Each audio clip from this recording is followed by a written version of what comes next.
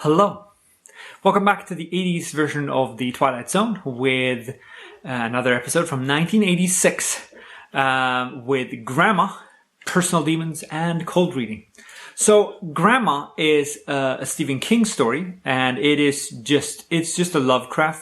Lovecraft story that Stephen King adapted for his own. And he's done that before, and I don't think he gives enough credit. I at least haven't heard him talk about it, but that's just me. Not a big fan of King. Barrett Oliver, who plays Georgie, was in Neverending Story, so you might recognize him from there. Voice of Gramma is Piper Laurie, who was in Twin Peaks. So the original story is mostly internal monologue, and the team wasn't very happy with having licensed this story because of course it cost a lot of money and it had to go through a lot of rewrites. So Harlan Ellison, who made the rewrites, he did a bunch of work on this. And when he opens the sort of trap door to find Grandma's books, there's a sound, and it's bacon frying, cicadas, and Harlan Ellison, who's like screaming in agony or something. I don't know. He picks out a Necronomicon, which is of course straight from Lovecraft, and he can't pronounce all the names in there, but he does say the name of the King in Yellow, which I would not recommend, even though that isn't a Lovecraft thing. That's a block thing. But still, it's in there. It's part of the mythos now.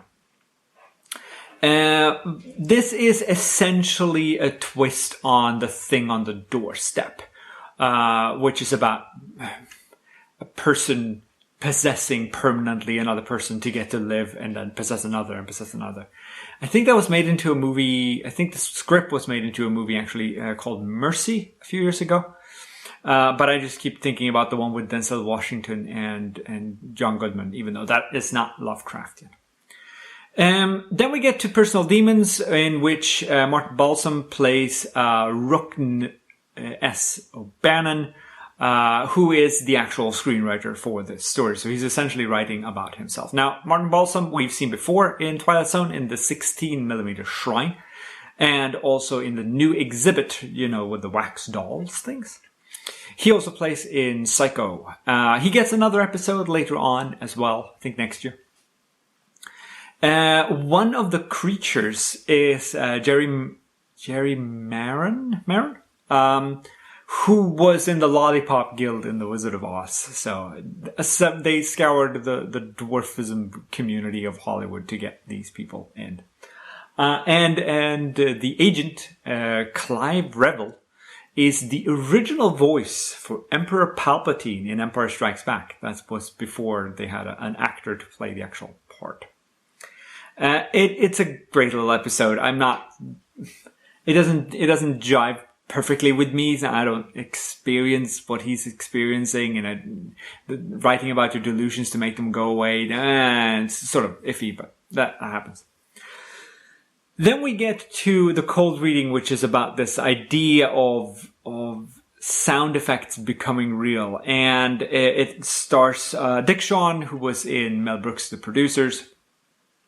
And it is all about the errant wish, right? He just throws away a wish. I wish this was all real or whatever. As he has this African fetish thing. Never just throw away wishes like that. Goblin King, wherever you may be, take this child of mine far away from me.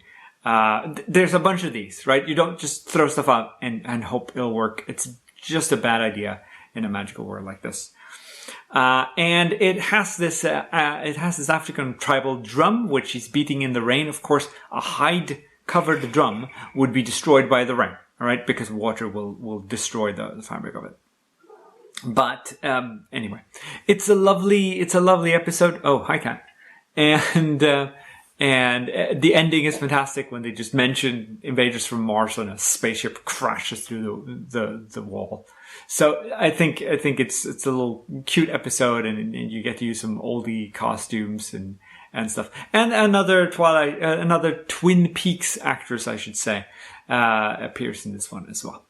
Next week we get to the Leprechaun Artist and Dead Run. And I look forward to seeing you then. Take care now.